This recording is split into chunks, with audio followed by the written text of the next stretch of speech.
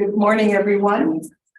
I'd like to call the meeting to order and acknowledge that we are in Treaty 1 territory, the home and traditional lands of the Anishinaabe, Innu, and Dakota peoples, and in the national homeland of the Red River Métis. Our drinking water comes from Shoal Lake 40 First Nation in Treaty 3 territory.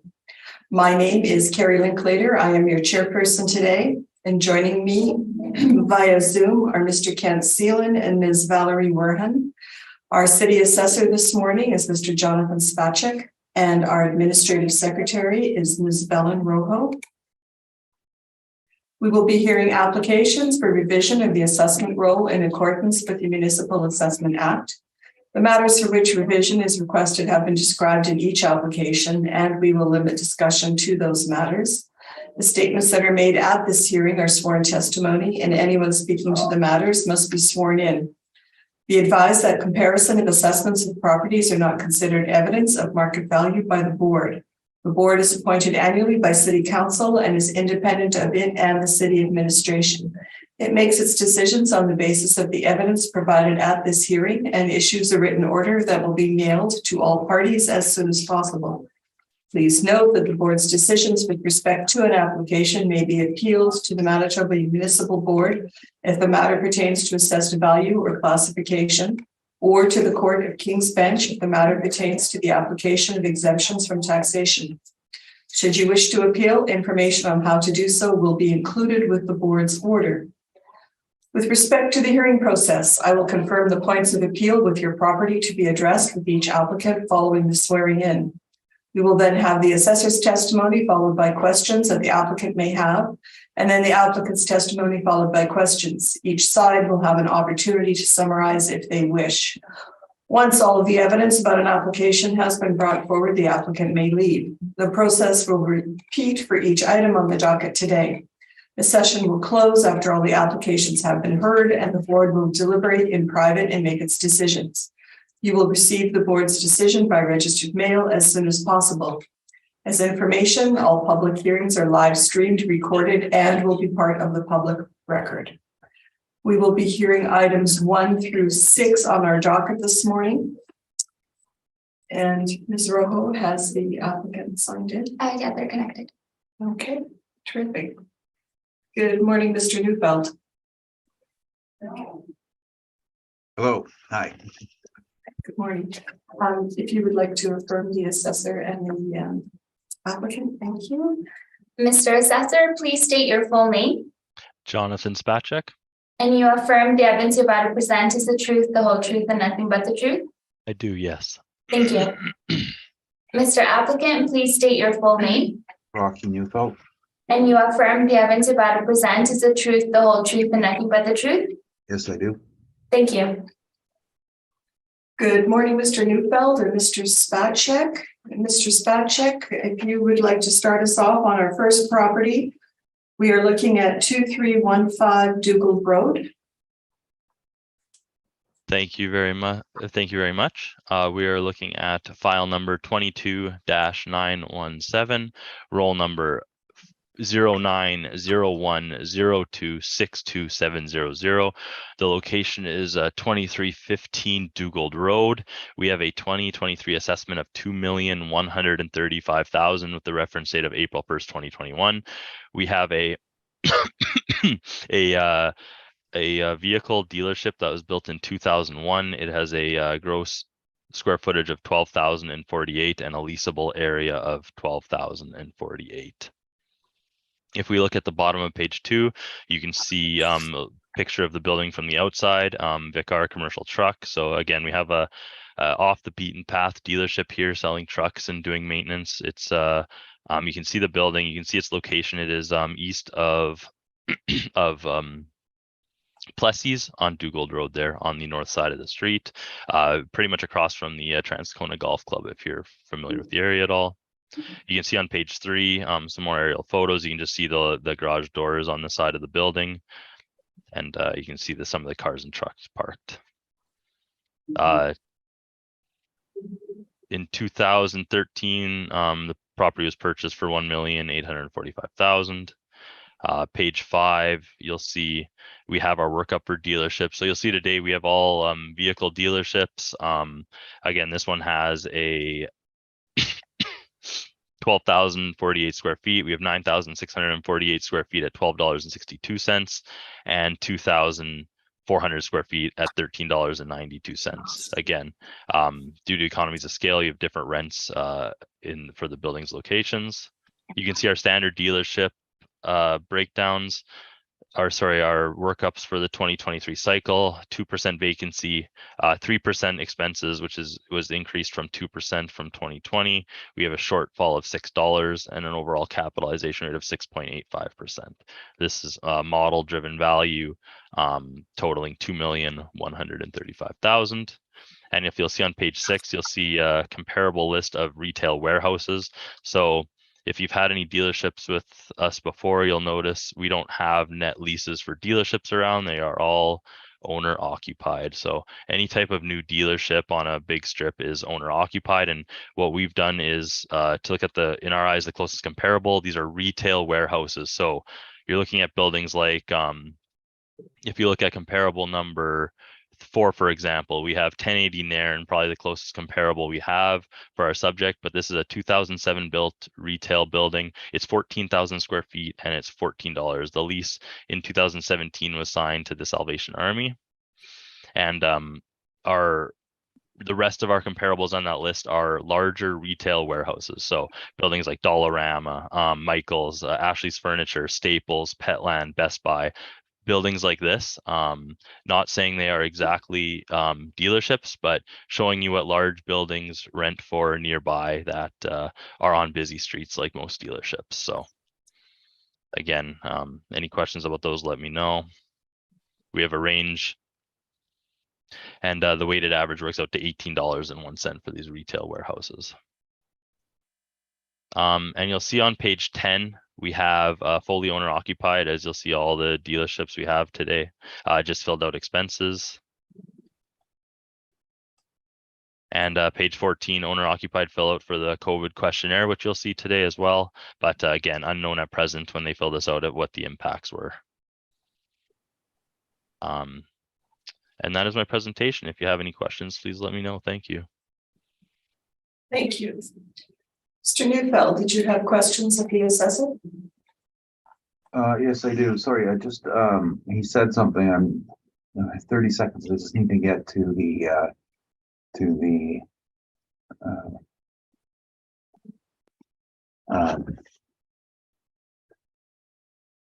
yes. Firstly, the valuation that's presented here, was it all done by the model? Yes. And in that respect, and I'm sorry, I just want to get there. This is page 5. It's classified VCD, vehicle dealership. Very true. What does the C stand for? Not sure. We have vehicle dealership. Complete, sorry, it's vehicle complete dealership. Okay. And I haven't seen you around the case management table, but you are aware that we are discussing segregating the truck dealers from the auto dealers as part of a mass settlement. Were you aware of that? Yeah, I'm not sure of those discussions, but I'm sure I know there's lots of dealerships at the municipal board for case management for here. There's test hearings coming up, but what's happening there, you know. Well, I was just specific to that point. I don't think it's a secret that, and then I think you alluded to it, is that a truck dealership is different than a car dealership. Do you disagree with that? Definitely don't disagree. Okay. So in that lies the problem then of trying to apply the VCD to a truck dealership. And in terms of the previous use of this property, do you know what it was? It was some sort of building, I believe building company owned it before 2013. More of a warehouse. Yeah, contractor's yard. Yeah, and, absolutely. Looking at your pictures, sorry,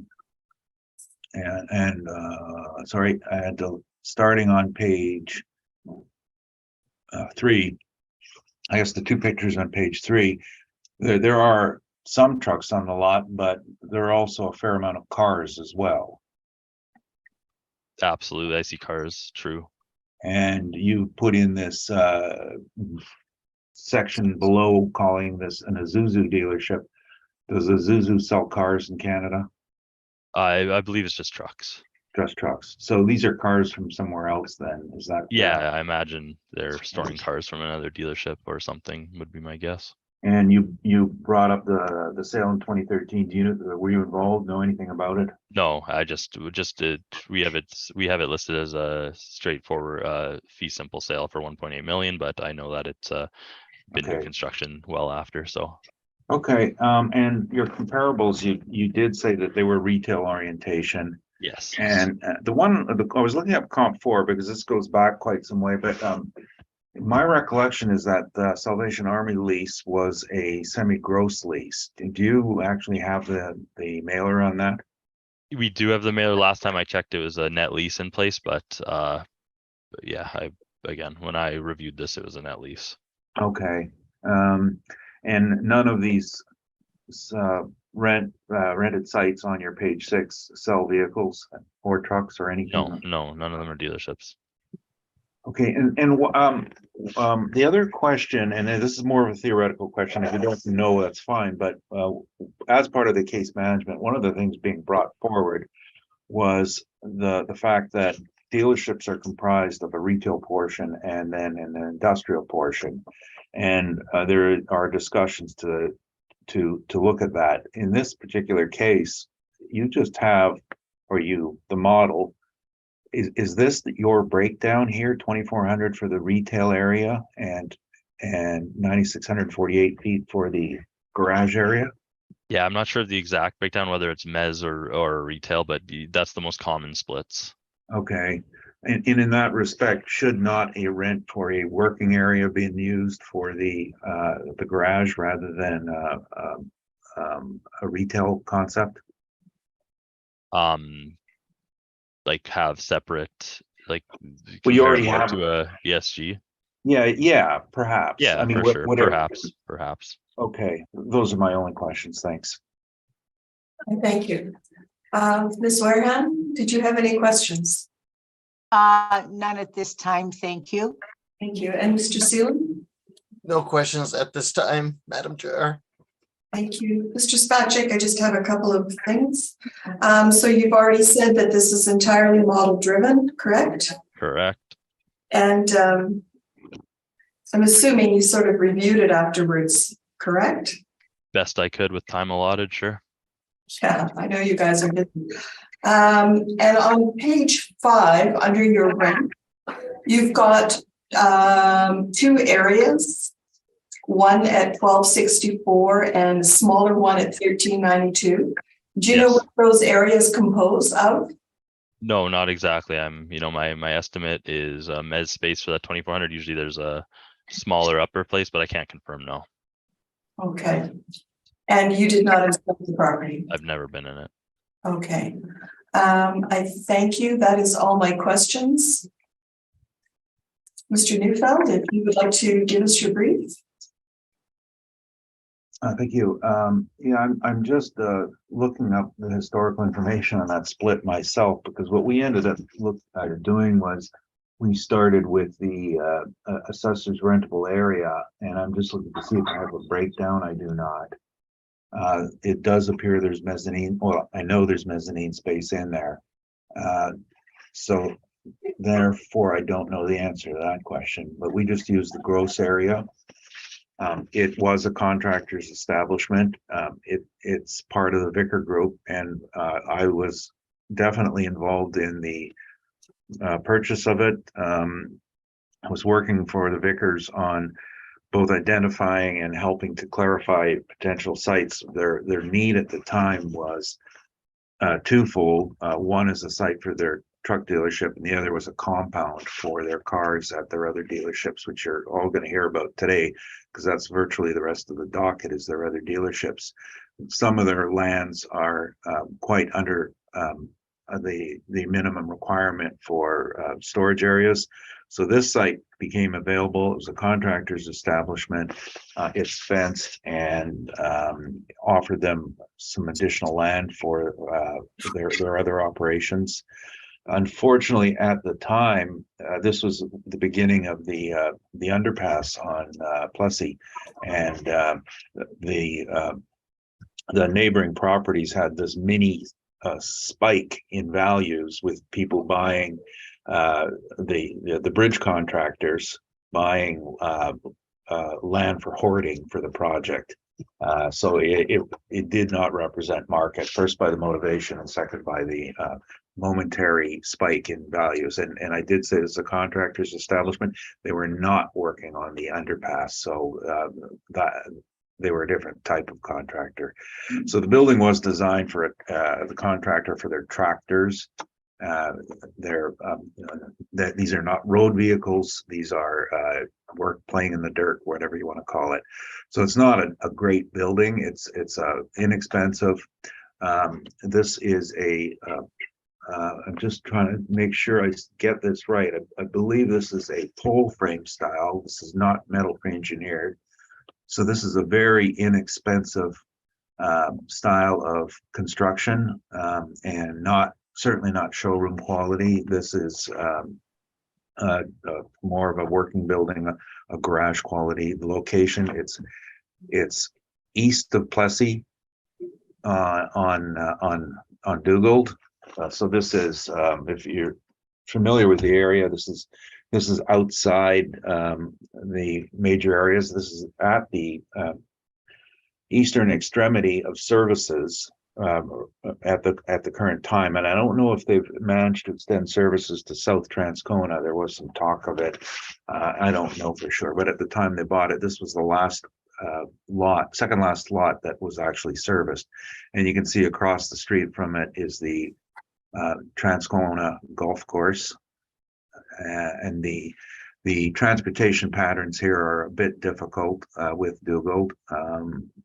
In any event, it's not a retail site. So when we looked at the valuation of it, we looked at the sites that we thought were the most pertinent are listed on my page 4, and the top one at 845 La Jamodier.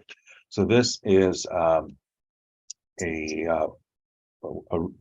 office warehouse complex, corner of La Jamodier and I think it's Marion, and they have office finish in the front, industrial finish in the rear, and I think this is the strongest comparison we have, and those ones range from the low of 475 a foot to a high of 1251 per square foot. Now the subject site has a greater land allocation, so this suggested to us that we would look at the higher end of the range because of the land component, and we selected a rent of $10 a square foot. And to be clear, this is an industrial usage. This is how this site should be classified, not as a retail service or car dealership or anything of the sort. This is just an industrial site. So this is the high end of the industrial scale. In terms of vacancy, we looked at 2 vacancies, and this is consistent with the concept of valuation. It does no denying that there's a bit of retail, although not retail for the normal public, because these are working trucks. So this is for a specific portion of commercial operators only. And we were looking at citywide rates.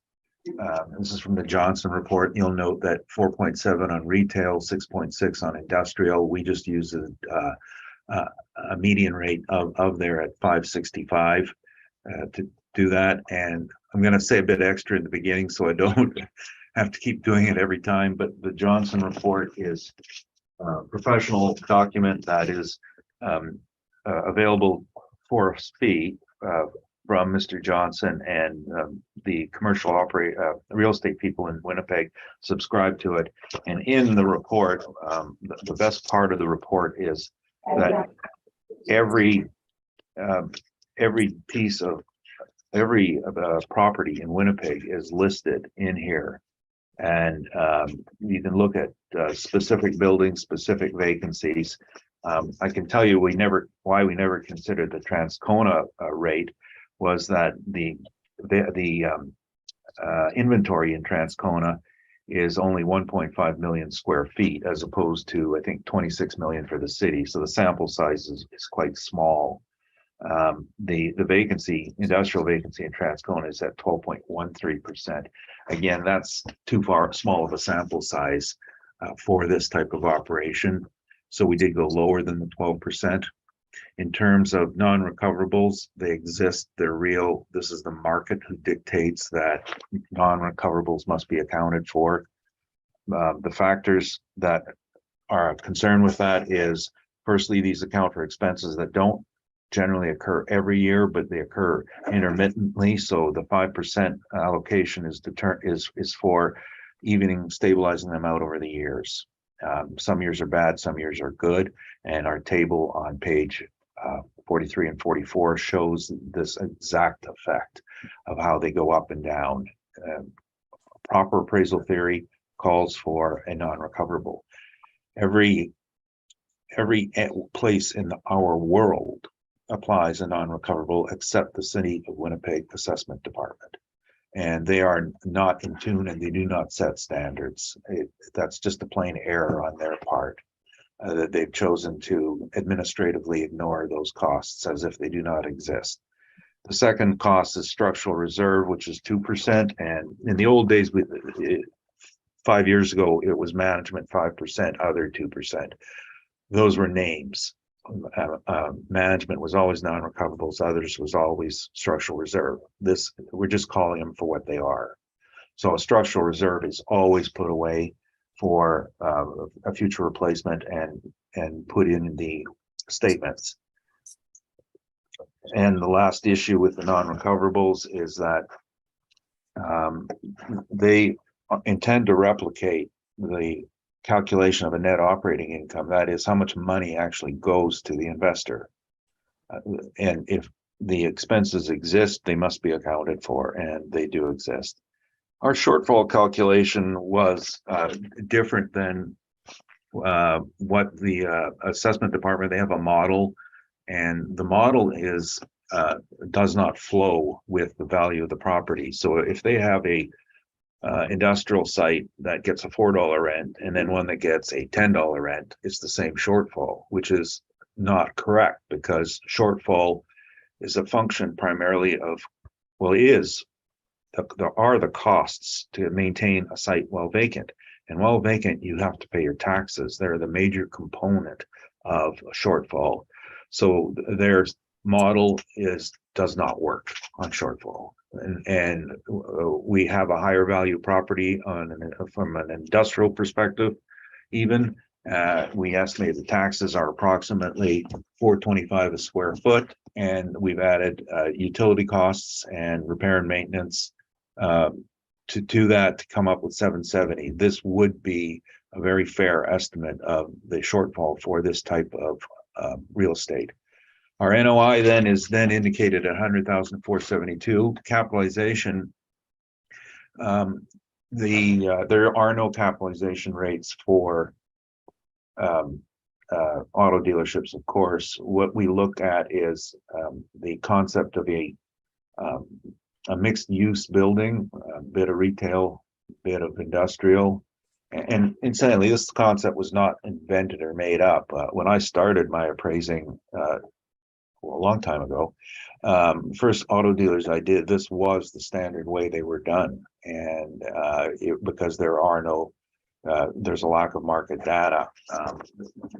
The page 10 is the Collier's cap rate report, and one notes there that in these years, our Collier's cap rate starting point for retail and industrial was 6%. So we selected that as our start point, and then from there we made adjustments for the deficiencies of the subject. And remember, 6 is the best rate. It's not everybody's rate.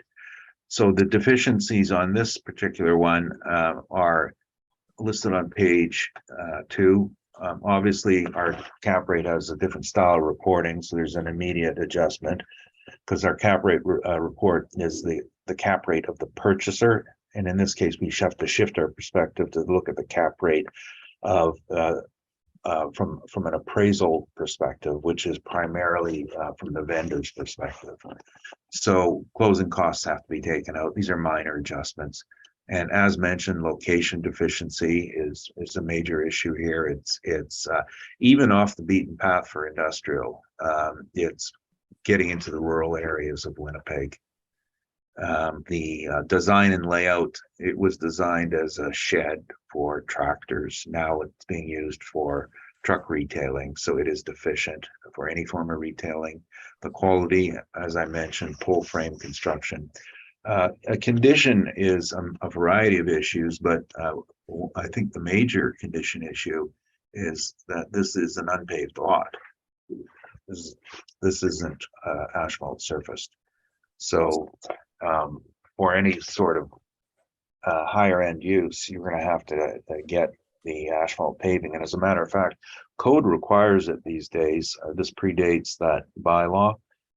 So changes that would have occurred would necessitate the paving. And the idea in the paving is that the city doesn't like gravel tracked onto their paved roads, except for that big construction project in my neighborhood.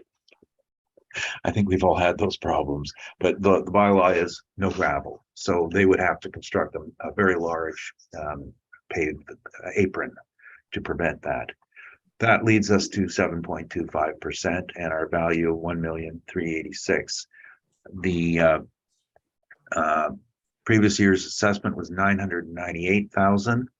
And Mr. Russell, sorry, I'm just going to stop you there.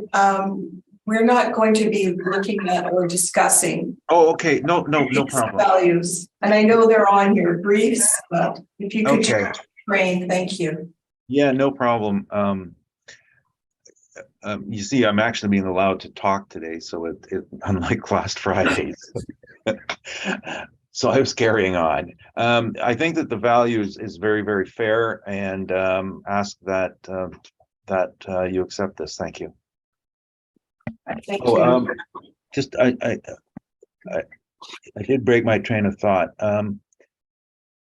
There are some articles that follow, and they're not so much any sort of reference on market data. What they are is the concept of what is happening in the marketplace for vehicles. Less pertinent to that. Maybe not pertinent. It is pertinent. There is going to be a shift. Everybody knows about it. It's been coming for 15 years to different forms of vehicles, mostly electric, and they will change the face of auto retailing. So there is some concern for obsolescence, which was well known. The other point was the concept of definition of value. I know that the assessment department has a very strange, well, some members of it have a very strange concept on the definition of value. We are strictly adhering to the definition in the Municipal Assessment Act, which is the most probable price between willing seller and willing buyer of the real estate. No other definitions of value. And I heard a very strange one on Friday, which was entirely incorrect. But the most common one that is applied incorrectly is the concept of having a separate category for vehicle dealerships, because that is what we call a use value in terms of any sort of market indicators tend to include the business portion of it when reviewing transactions. And so I don't have to repeat this on the next couple.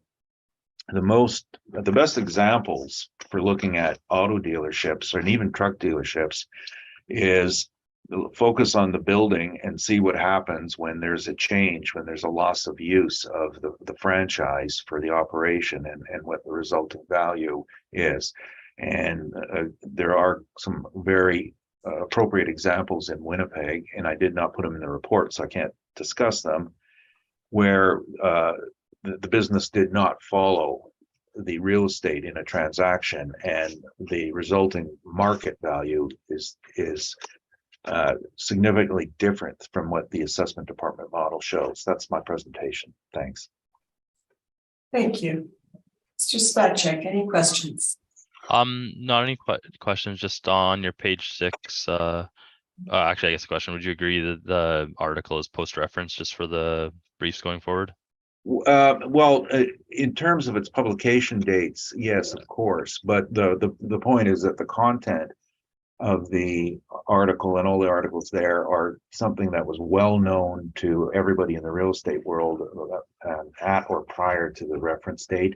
It's the publication date is, but this concept of going to online sales. I mean, I bought my second last car online prior to the reference date, because that's what's happening. Everybody knows that the dealership will change and online is going to happen. This is just a very nice summation. Okay, so And we then can the include, electric, the as well. post-reference as long as it's something that's talked about before. Well, it's like history. If you write I'm more asking the chair. Sorry. oh, well, Just, I think like, are we allowed to include post-reference publications now?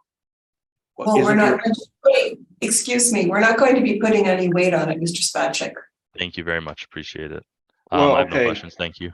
Sorry, I'm going to have to object to that, because then that means that Mr. Spacek's report can't be included, because he wrote that post-reference on information from the time before. That is the principle at stake here. We can't exclude one without the other.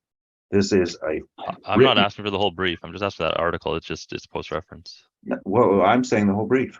I'm saying your whole brief. You wrote it a couple of weeks ago. Throw it out then. We were talking about history. This guy's talking about history. I believe in the correct theory. We're going, yeah. He's made his point. That's fine. Thank you. Thank you. Ms. Wareham, did you have any questions? None, thank you. Mr. Seelan? Yes, when was the last time you inspected the premises?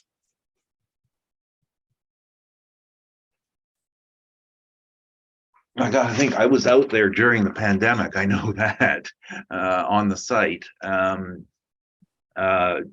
because I do a lot of work for the family. I went all down Dougal. They have 3 sites on Dougal. It would have been. It's a very funny reason I was out there. I'm going to say sometime in late 2020. Does this premise have a showroom? No, it doesn't, because the trucks don't fit inside. Okay. I assume it has a component. It has office in it. It has office and it has service space. Okay. With respect to the non-recoverable portion which you brought up, can you be specific and I say concise and tell us exactly what the non-recoverables here represent?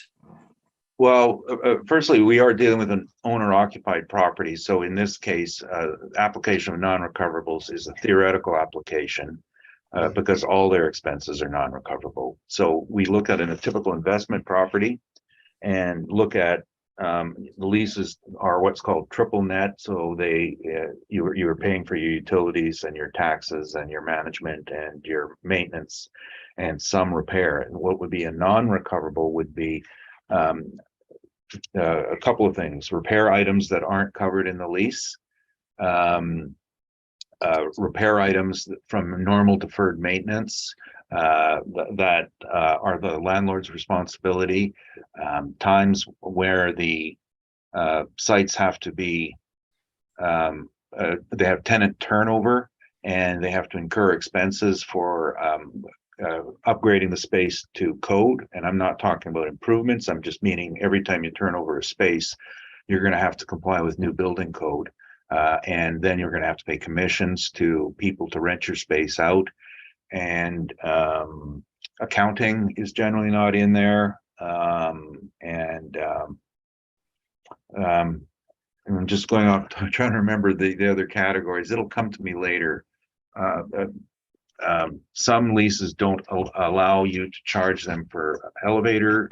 Now, we don't have an elevator here, but that one that comes up in office buildings. Every other expense related to the revenue stream, not including capital expenses, not including interest, not including depreciation, not including any costs for asset valuation or sale, just operational costs.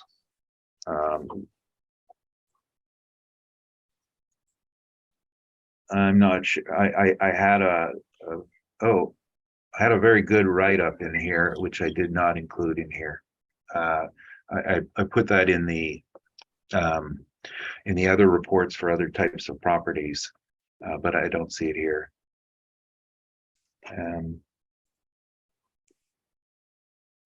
You caught me off guard here. I can go off this list for quite some time here. I just dig one up.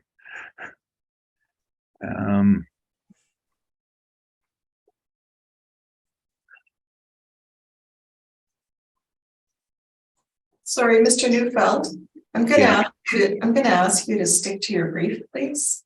Oh, I understand that, but this was an answer to a question and it wasn't included in the brief.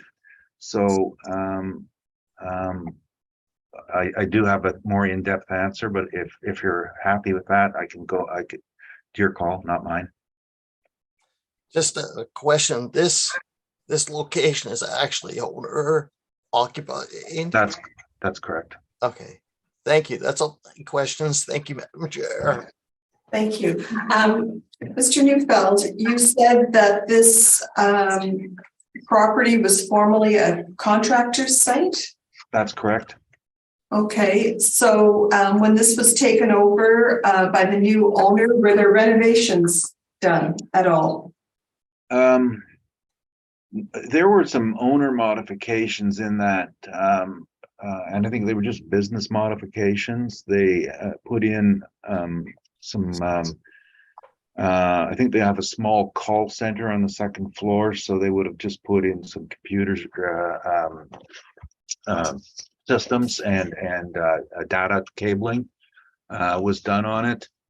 They graded the yard a bit. I think there were some fence repairs required in certain areas, and their signage. Yeah, the signage for sure. Not much else other than that. Okay. Can you speak to the condition of the property, of the building itself? Well, for its age, it's in normal condition. The condition deficiencies, as I mentioned earlier, tend to be yard deficiencies with the gravel rather than the paving.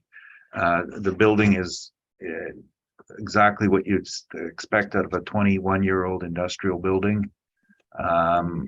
It's showing its age, but it still has good remaining economic life. Normal would be my answer. Not new, normal. Okay, and they do sell trucks there though, correct? Yes, they do. It's mostly selling trucks is not, you show up and you look at the showroom and the inventory. It's more of a client contact process where there will be a company who's going out looking for trucks, and initial contacts will be made, not on site, but through off-site negotiation. Generally, that's how it goes. Say the city of Winnipeg has a tender for trucks and everybody knows about it, and then you work on that, and this site doesn't offer test drives. It facilitates the operation. I see. All right. I thank you for that clarification. Do either of you have a wish for a summation on this property? I'm fine, thank you. I think we were all pretty thorough. Thank you. Yes, you both were. Thank you. We will move on to our second property at 1555 La Jamodier. Mr. Spacek, whenever you are ready. Thank you very much. We're looking at file number 22-2616. This is roll number 040071374000. We are now at 1555 La Jamodier Boulevard. This is located north of Regent. We have a 2023 value of $5,889,000. This is a 2020 built vehicle dealership. We have a gross floor area of 26,430 and a leasable area of 26,430 as well. You'll see pictures of the Hyundai dealership on page 2 at the bottom of page 2, and you'll see its location and where it was built off of La Jamodier on the top of page 2 there. Again, we have a subject sale of the property of 3.5 million in 2018, and then the dealership was built after.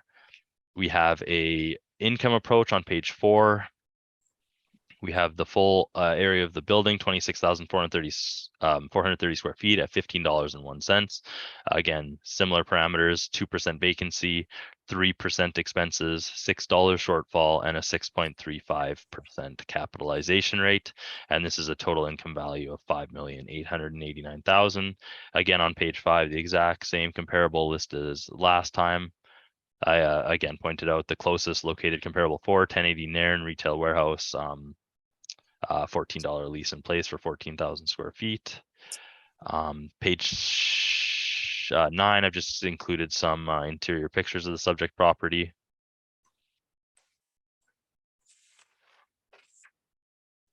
And this was last walked through after it was built in 2020.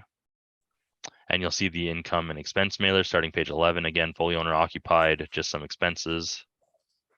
And page 15, we have a COVID questionnaire filled out, just all no. And yeah, that is my presentation. If you have any questions, please let me know. Thank you. Thank you. Mr. Neufeld, did you have questions? Yeah. Page 4, this was by the model? Yes, all model driven. Okay, and again, I don't think we went over this earlier, but you can confirm that your model does not have a specific parameter for automobile dealerships. Like a tenant class, or sorry? Yeah, well, you have a code, but I'm looking on, sorry, as it relates to page 7.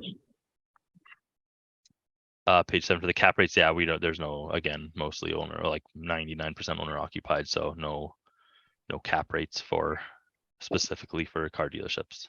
And to your knowledge, have there been any investment sales or even rents of car dealerships? No, just I've seen some asking leases, but nothing. No investment sales that I know of for a similar dealership like this. No, I only became aware that the assessor had in its possession some data on 1066 Nairn, which is next to your best comp of the Salvation Army, which was in fact the former location of this site.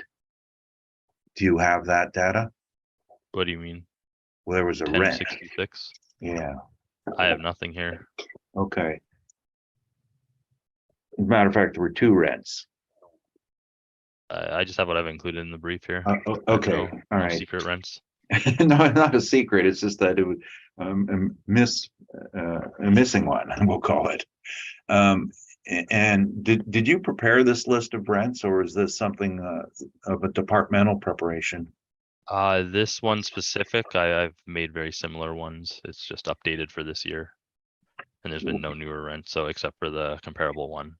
Now, there are absolutely no rents in here that are during the period following March 2018 to the reference. Would there not be a noticeable market change due to COVID's impact on the market? From the reference date of April 1st, 2021, I have no rents close to that for large retail warehouses. Okay, but so you're I just want to make sure I'm on the right reference. Yes, so your newest rent is 3 years prior to the reference Yes. date. Okay. Absolutely. And is it the assessment department's position that markets were similar to the reference period as these dates? As of April 1st, 2021, for retail warehouses, I could not, again, not any more recent rents to show. So I have up until 2018. If COVID had a large effect after 2020, it'll be, you know, seen over the next couple of years of mailers we're getting. Okay. And in terms of location, was there any adjustment, or does the model have done any adjustment for its location, which is not similar to the other auto dealers? I'm not sure the exact location adjustments compared to size, location, etc. Made for this one. Okay, those are my questions. Thank you. Thank you. Ms. Wareham, did you have any questions? None at this time, thank you. And Mr. Seelan? No questions. All my questions have been answered, Madam Chair. Okay, I thank you. Mr. Spacek, you referenced the land sale in 2018. Yes. At 3.5, I'm assuming that's the land. Yeah, from my understanding, it was purchased and then built after. Okay, thank you. You don't happen to have a permit for the build, do you? No, I didn't include the permit for the build, no. All right. And you referenced also 1040 Nairn as your 1080. I just said comparable for 1080 Nairn is the closest. Yeah. Okay, so you're picking, and I'm sorry, it's 1080 Nairn, correct? Yes. So you picked that because it's physically the closest? Yeah, just physically the closest on Nairn. Again, these are retail warehouses. It's, as I've, you know, it's difficult to say this is a perfect comparable to a car dealership. I'm just pointing out one that's close. Okay, even though it's half the size of the dealership? Yeah, again, you're not going to find any real true comparables for a car dealership. That's the difficult part. But and did you say 1080 Nairn is Salvation Army? It was leased out to Salvation Army in 2017 for a 5-year lease. Okay. And that is one of the retail spaces where they're selling used clothing, etc. Yeah, drop off, pick up, and browse. Okay.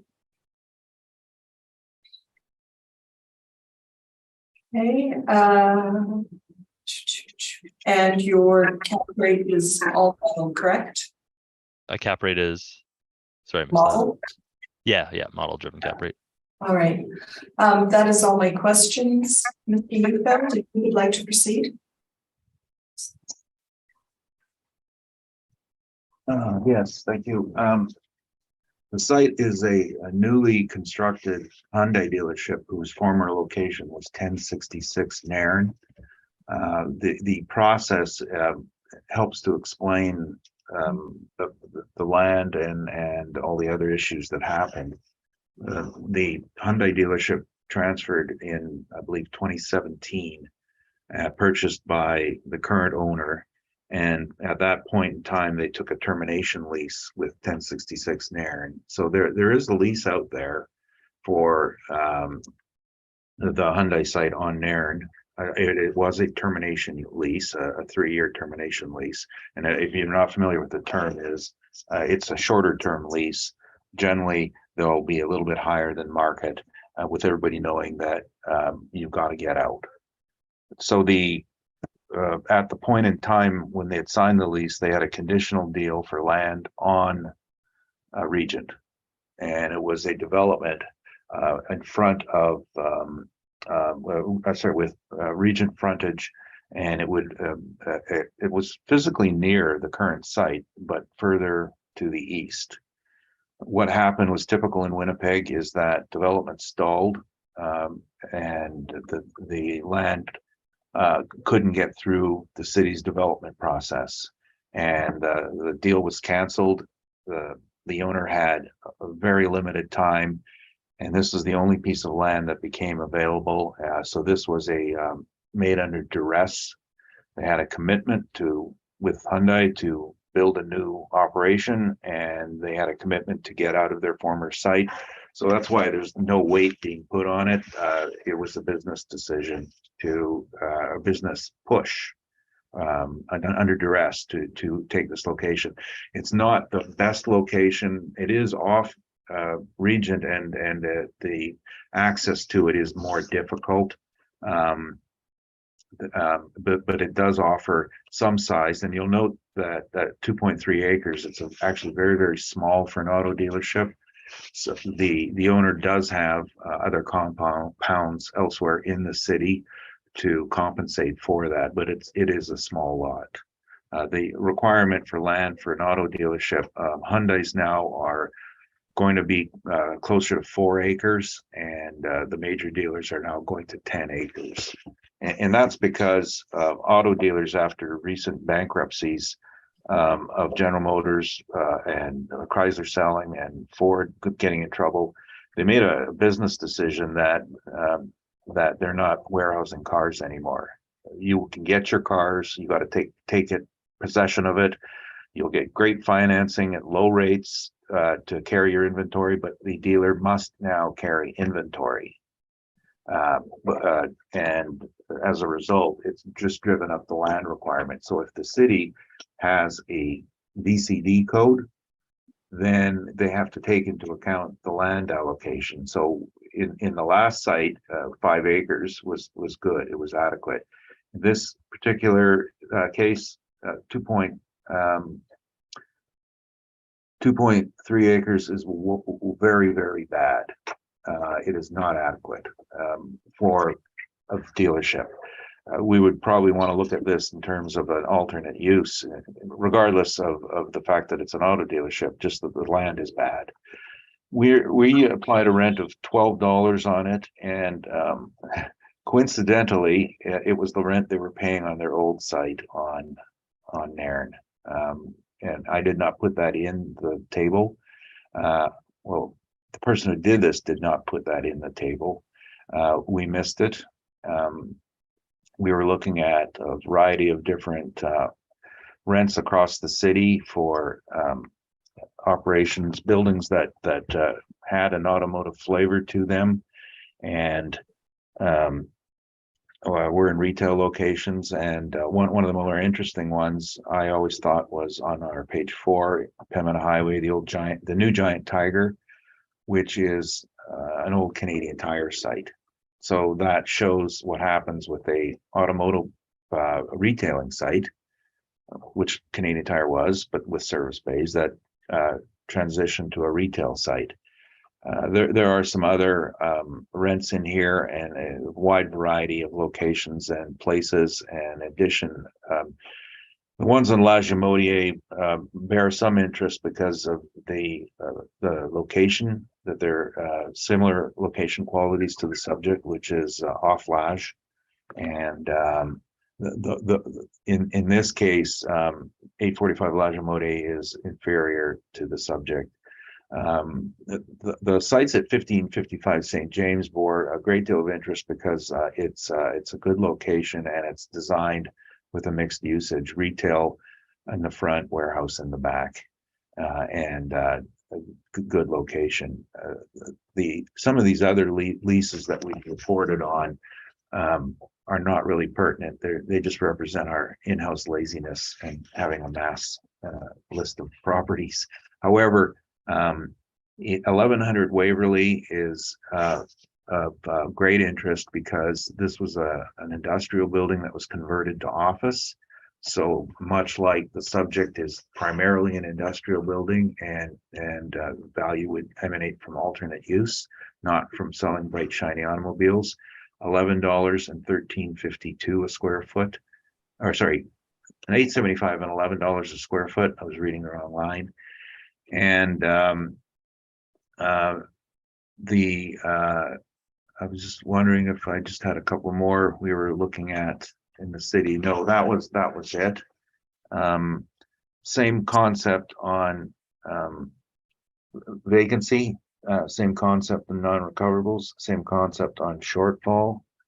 And again, point out that a model that tells you that a $6 shortfall is should be considered when the taxes to carry it themselves are at 535 is not correct. The model needs variable shortfall rates depending on the tax load.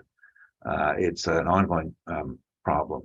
Cap rate is more positive than the last site because the location is not the best. We rated it like the last one, we said 6 out of 10. This one is an 8 out of 10.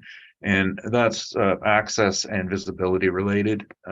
You want to be on Regent if you want any sort of operation that has a retail component to it. Design and layout. The last one, we accepted design and layout for what it was, a contractor's establishment, and put our rents at that rate. In this particular one, the design and layout, if you're looking at an alternative use for retail, are a negative factor because capital is going to be required to convert that into a retail operation. This is not the value we're looking at is other buildings without considering the physical differences. This market value is the building itself. And again, I love this example at the old Border Revision site, 750 Pembina, Midtown Ford, goes empty. So you got two choices, spend a lot of money in redevelopment or just do it as is. And it is a D-class retail operation. And that's the problem with automobile dealerships. Big showrooms and service garages would require capital to convert that to anything the assessment department considers comparable, such as retail. You have to change people loads. You have to change configuration. You've got to introduce air handling into your garage areas. And you're also going to have some obsolete high cube space. All of this has to be taken into account. You'll also have to install people services, which aren't in there. And if you have a second floor, if you want to use it, you're going to have barrier-free access. And the barrier-free access, of course, for your own accessory office use is not a requirement. Now that's the issue here. And this has a drive-through. So retail doesn't have a drive-through. You don't go and order your socks and get them at the drive-through window. So that was our concern there, that some capital is required. Quality and condition, it would be minor changes related to that factor. Is as far as the retail operation, it does suffer from changes, and the design and layout is the cost of conversion taken into account. So that comes to a 6.75% cap at $3,928,000. I think that following the correct reasoning and logic to both the Municipal Assessment Act and appraisal theory, we are not valuing a business here. We're valuing the real estate and what can you do with it. That's my presentation. I thank you. Mr. Spacek, any questions? I have no questions. Thank you, Madam Chair. Thank you. And Ms. Wareham? Yes, Question? yes. The non-recoverable is quite high. What were some of the parameters you used for the non-recoverables? It's quite high for a newer building. Well, it's a standard 5%, and what I have included in my report was pages 44 and 45, which are examples of non-recoverables. These are Collier's managed properties, so we have complete access to statements. They represent office, retail, and industrial. The average non-recoverable is 9.81% at the bottom of page 45, and the median got clipped. It's 7.0 something percent. So this coincides with our application.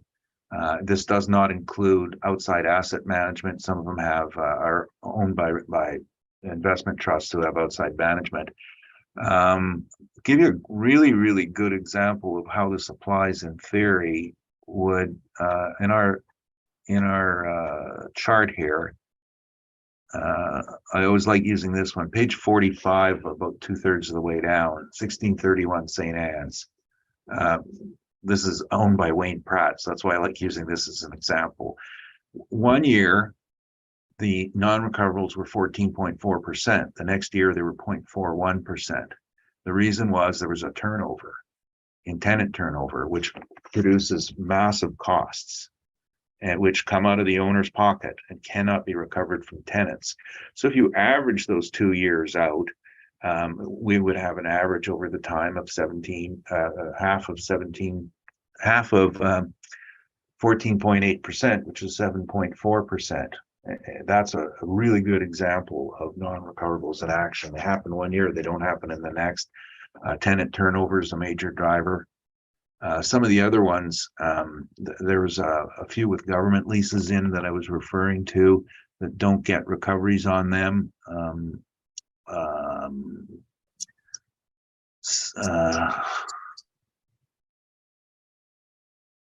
I've lost my my focus point here. No, that's okay. That's good. Thank you so much. Okay, all right. Thank you.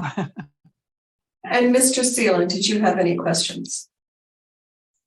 Yes. When was the last time you actually inspected this location?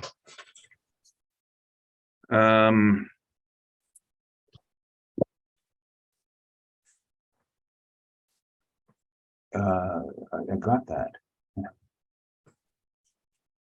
It was recently. I was meeting Dean Peterson on site.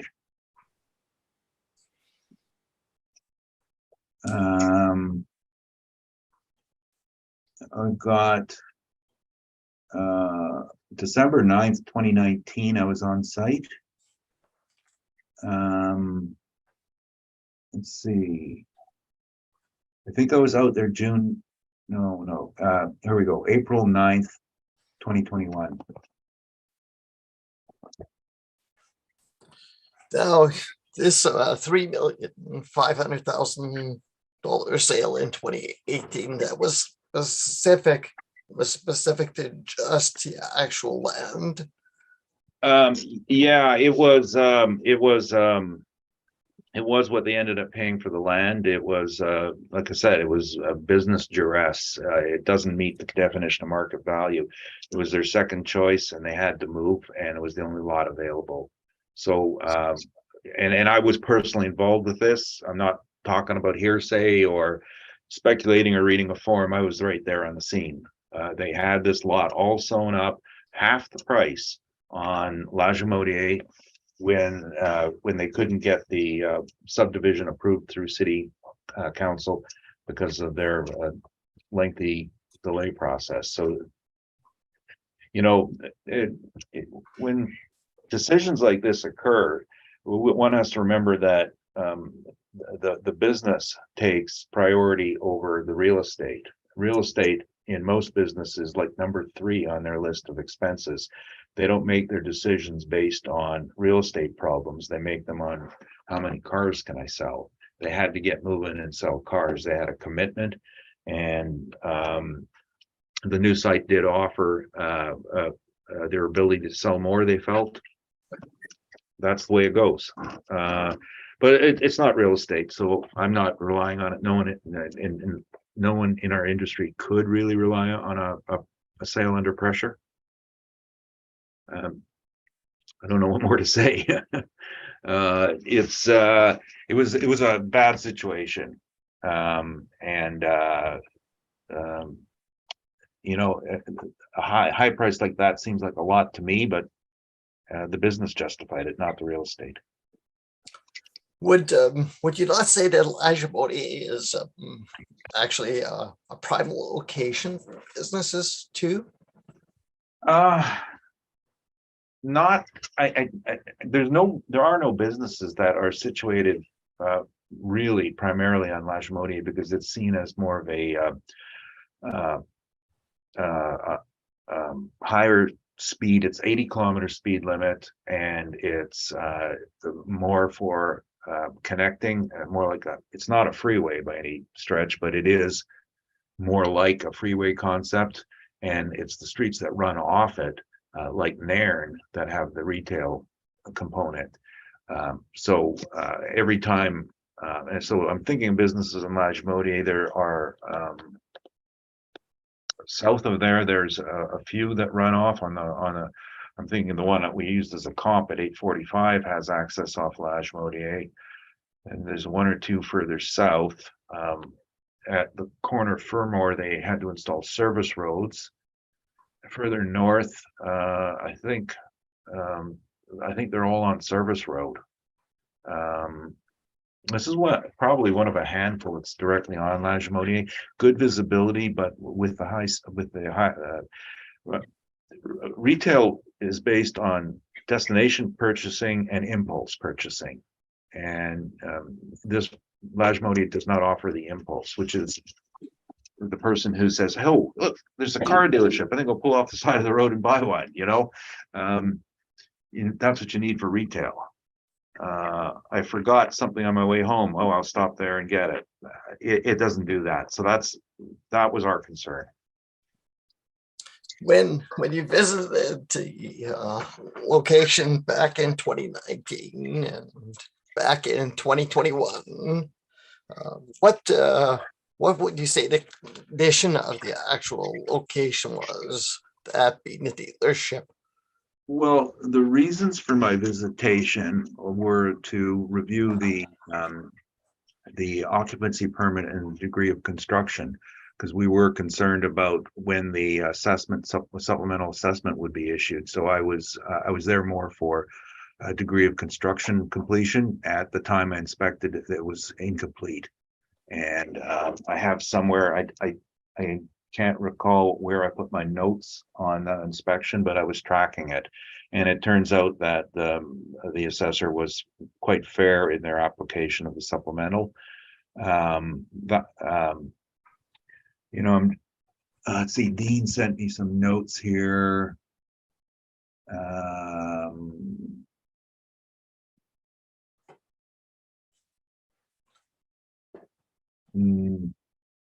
No, I'm not. They're in an email from somebody through Chris. I've got them here somewhere, but we were tracking it like at the point interior lighting and services hadn't been installed, and there was some paving to complete and light standards on the first one I mentioned, which was 2019. In April of 21, I was just looking to see if everything was done, because the occupancy permit was dated. We had just received the copy of the occupancy permit July 6, 2020, and I was just making sure that it was complete. So it was new complete at that point, April 2021. You mentioned that this location is, I'll say, too small by their standards, that being Hyundai. Are they keeping their vehicles at another location because this location is too small? Yeah, they have other locations, and the message in April, I'm just reading Dean, he's the general manager. He says we keep 100 cars on other sites. At the body shop compound, which was on Stapleton, and the Peterbilt compound, which is at Inkster and Brookside, common ownerships. So 100 cars short on the subject site. Thank you. That's all my questions, Madam Chair. Thank you. My questions have been asked and answered. Do either of you have a wish for summation on this property? No, thank you. No, it's a very fair opportunity. Thank you. You're welcome. At this time, we are just going to take a 5-minute recess. And I would like to call this meeting back to order, and we are going to move on to number 3 on our docket, 950 Regent Avenue. And Mr. Spacek, whenever you are ready. Thank you very much. We're looking at file number 22-922. This is roll number 090102611700.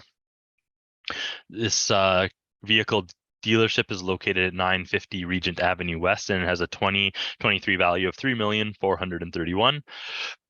In this case, we have a 2003 built dealership. It has a gross floor area of 15,620 and a leasable area of 15,620. You can see where it is located at the top of page 2, and you have a street view image of the dealership at the bottom of page 2.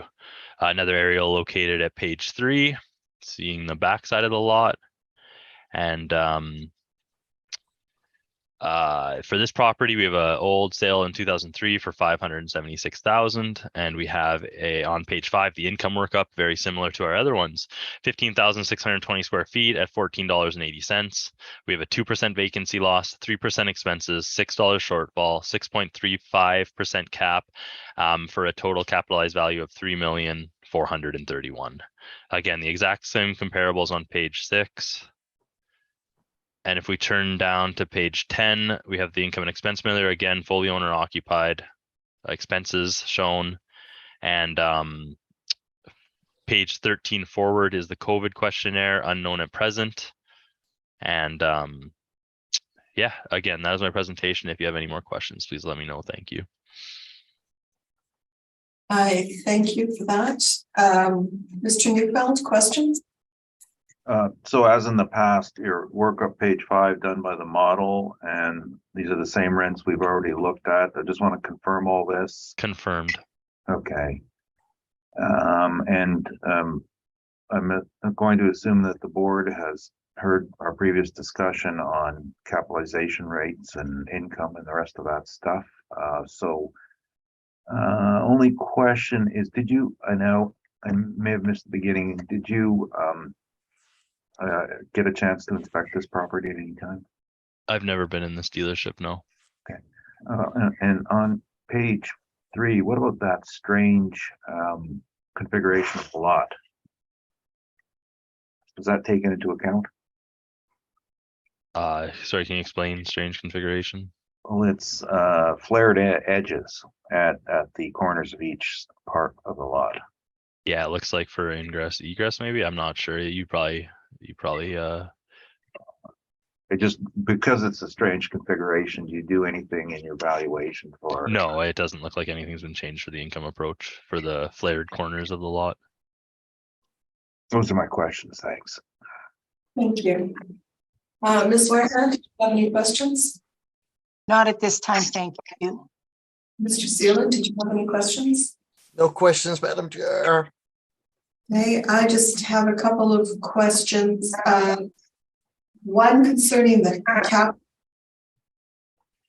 at 6.35 on 2003 bill.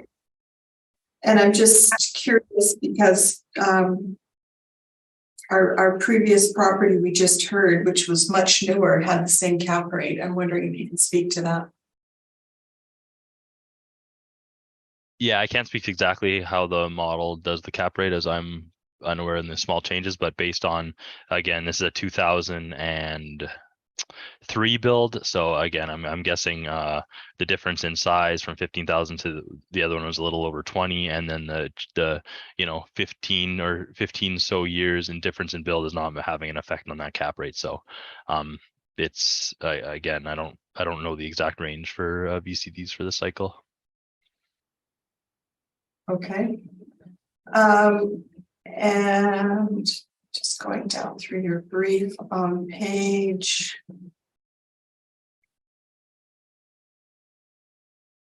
10, the owner has submitted an expense, income and expense. So do you look at that or make adjustments?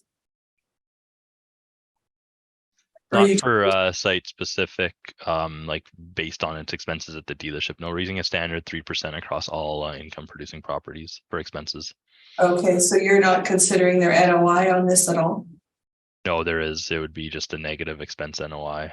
They're not reporting any income as it's owner occupied, so there's no good market data from using an owner's mailer. Okay. I thank you. That's all my questions. Mr. Thank you. Patel, would you like to present your brief? Thank you. I was just going to point out a couple of things about the lot.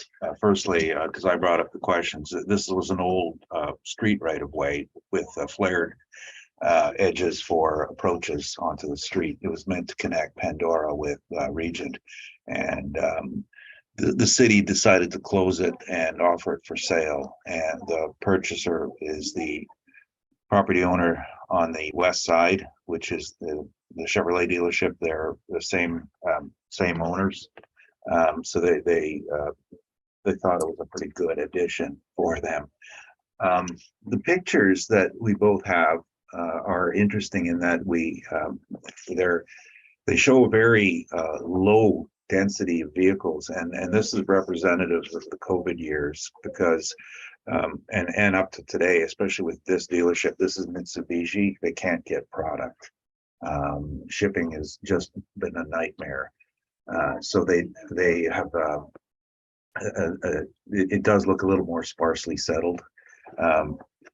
And they've actually resorted to selling different sorts of used cars, more classic cars, to augment their loss of dealer product. However, this dealership, along with one next door and the other one on Regent, utilized the lots at 2315 Dugald, as well as two other lots on Dugald that they purchased in happier times when they needed more space before the shortage of vehicles came. So this land is not adequate in normal times at 2.8 acres. Their other Mitsubishi dealership is at 5 acres, and that gives you an idea of what you should be considering for a dealership, is 5 acres. The building itself was one of the first designed specifically for an auto dealership, because a lot of the other lots that you're going to see, the Hyundai dealership was designed for a dealership. This was also designed for a dealership, and there's a bit of a difference in their design, in that the new design eliminated the obsolescence of older buildings. However, it also became completely focused on being an automobile dealership. In this particular case, there's the drive-through on the left side, the showroom up front, and the service bays in the back, all built this way. The size of it is of concern, because in 2003, this was the standard dimensions of most of smaller import dealers. So you would see that Mitsubishi and Hyundai, Kia, Suzuki, when they used to be in the market, Mazda, were all gravitating towards about a 15,000 square foot model. And it's not good anymore, because the new Kia dealership, which you just heard, was at 22,000 feet, and that's the new prototype size. So the site itself was once the perfect automobile design for small dealerships, is now too small for what you would like to have. We've used the same $12 rent, being fairly consistent with it. Every building is different. This one has just a different set of challenges. No difference in the data that we would discuss. Again, it's hybrid. It's, in this case, I believe the showroom, it represents in the neighborhood of 40% of the space. Sorry, I forgot to close my door and I got noise. Very friendly person next door, but her voice is penetrating. The greater portion of this building is focused on the service side. So it's an industrial use, same way we worked it out. In this case, our cap rate varied slightly upwards on the comments I made about the fact that it is less able to be converted to other uses. But it's also now rather obsolete for automobile dealerships. And that was our greatest concern, and it is beginning to show its age and deferred maintenance. And that is my presentation. Thank you. I thank you. Mr. Spacek, any questions? I have no questions, thank you. Ms. Wareham, any questions? None, thank you.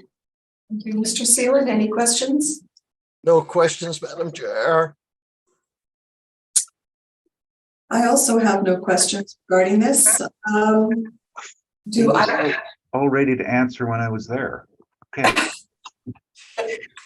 do either of you have any wish for a summation on this property? No, thank you. Yeah, just a summation. I was there May 26th, 2022. All right. I thank you for that. We will now move on to the next property, which is at 964 Regent Avenue West. Mr. Spacek, whenever you'd like to begin. Thank you. Let me turn to the right page here. We're at file number 22-924, roll number 0900757560. We have address 964 Regent Avenue West. We have a 2023 assessed value of 11,325,000. You will see on a picture from above on page 2, this has 2 separate buildings. We have the original building built in 1967. And then a body shop or an addition put in later, adding on. So the 2 combined buildings have an effective year of 1980, and there has been numerous renovations and changes over the years to the main building. We have a gross floor area between both buildings of 66,529 and a leasable area of 66,193. You will see on page 3, the main building there, we'll call it the showroom at the top of the page. It's a showroom and service center. And then at the bottom of page 3, I've included to the right side of the building there is a body shop in the back. So you'll see that on page 5, we have a total square footage of 66,193, and that is a breakdown of 44,003 square feet across the showroom and service garage, and then under that is 22,000 square feet, or 22,190 for the body shop. We have the dealership rental rates of $12.61 and $13.22 respectively. Again, standard parameters: vacancy loss 2%, expenses 3%, overall capitalization rate of 7.05%, with an estimated value of $11,325,000 for both buildings. Again, the exact same comparables on page 6. And if we scroll down to page 10, again, fully owner occupied, filled out similar to the other ones. And COVID questionnaire on page 13 is just unknown at the present time. So very similar to the other presentations. Another dealership. If you have any questions, please let me know. Thank you. Thank you. Mr. Neufeld, questions? On your page 5, you've got the 2 sections, which I take it are one is the dealership and one is the body shop. So you put, or not you, but the model has put VCD parameters on both of these? Yes, it's they're both under the VCD, both being same rental rates within the model, like parameter wise, if that makes sense. Well, considering the body shop is freestanding, wouldn't it have been more appropriate to use your VSG on it? Again, why it's been set to that exact one, cannot tell you, but there is we have VSGs. I've had large body shops this cycle, and the rental rate is not much different, to be honest. The area that you're using for the dealership at 44,000 feet, that includes some upper area? Yes, there's some mezzanine space from my understanding in the building. And have anyone inspected it lately? I haven't been through it, and I'm not 100% sure when the last inspection was. Okay. And when a property is assessed, and do you check to see if it complies with all modern building code before putting a rate on it? When I can only do it when I put on a building, right. I'm not going to add somebody until they've got an occupancy permit and been kind of in the building. But yeah, I do as much, look at the building permit, look in all of our system checks I can to make sure it's but I'm just saying a standard procedure, whether it be you or someone else, would be if you determine it's rentable space, it should generally comply with building code. I would hope so, yes. Okay. And I know I've sent the assessment department notes on this site for several years relating to the obsolescence factors and the other issues. Did you have a chance to review them? I have not seen an email from you, no, Mr. Neufeld. Or not email, no, they would have been in terms of board submissions and evidence in previous years. We've put in I don't know if I've plans. had this one with you. I don't think so. Okay, just you didn't get a chance to review it is all. No, Okay. I haven't been there and reviewed it, no. Now, on this particular site, it was changed to an effective year of 1980. Yes. How does that happen?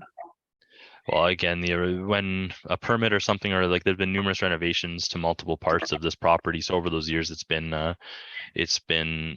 estimated what a good effective year is for it based on those renovations. And so 1980 is what it's currently at.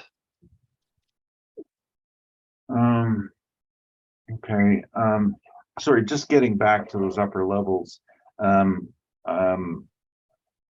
Was there any notation in the files about the non-rentable status of the mezzanine levels? I thought we had an agreement in past years. I'm just surprised to see it pop up again. You know what, I'd have to go look at the other briefs and see if it's a different leasable area, but when I reviewed this one and looked at the most recent notes, I've seen no things of, I think 2018 was the last change of space based on 2015 to 17 construction permits. So So those were only for the additions. yeah, I don't okay. have any note of a major change. Looking at your, I don't know if you have this in your notes, but how many different building sections are there on the site overall? Not buildings, but the sections. Do you know? I'm not sure. No, not offhand. Okay. I have actually, it says on the first page of my brief, number of buildings, there's 3. So the service garage, I'm assuming the dealership has had a renovation added on, maybe a building onto the main part, and then we have 2 premises overall. So the 2 separate Okay. buildings are put into 2 premises across 3 buildings. All right, no, but sometimes you've got the notes that show the original building and then all the additions that have been put on. I've seen at least 2 renovations on this property, adding to the service and adding to the garage. Okay. And sorry, and being with these sections, some of them dating back to 1967, the model still went to the rate that they did because somebody told the model it was really 1980. Is that how we read this? Yeah, combination of effective year of 1980 with the location on Regent, and then the 66,000 square feet. It's kind of driving that 7.05% cap. Okay. Or the main factors behind it. Yeah. Okay.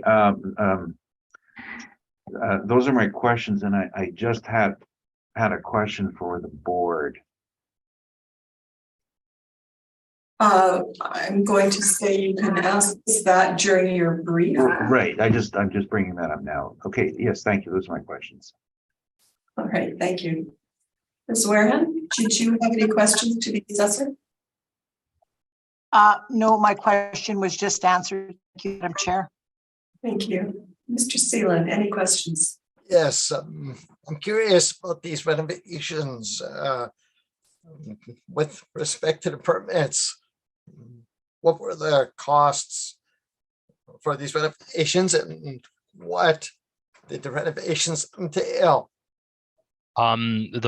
So what I have for the most recent renovations there were multiple permits issued. I don't have the cost across them all, but 2015 to 17, there's an addition of about approximately 1,500 square feet, reinforcing existing concrete grade beam, adding new rooftop exit from existing mezz, and fire separating mezzanine from ground floor. Also increased the service area to 30,000 square feet, and then added a mezzanine of 3,700 approximately. And then, those are the most, those were from approximately 2015 to 17, those were completed. Thank you. I appreciate it. That's all my questions, Madam Chair. I thank you. So, Mr. Spacek, you did not inspect this, correct? No, I've never been in this building. And when was the last time it was inspected? I'm going to say the last time was those for those inspections. At some point after those inspections were done in 2015 to 17. That was the last time anybody from our department has been in there, from my understanding. Okay, and do you have any notes to speak to that inspection? No, I just have that just the changes to the those changes I made from the permits that were changed in our system. Okay. So the renovations that you spoke to, just with my other panel member, with those, to me, those sort of sound structural. Yeah, they're just changes to, well, from my understanding, it just when we're doing those and go through them, they were just, that was the reason for changes in square footage around that time, 15 to 17. So at some point the square footage changes, and those are the changes. Okay, so I'm going to assume those renovations were done to the original structure of 1967. Yeah, that showroom service garage. Okay.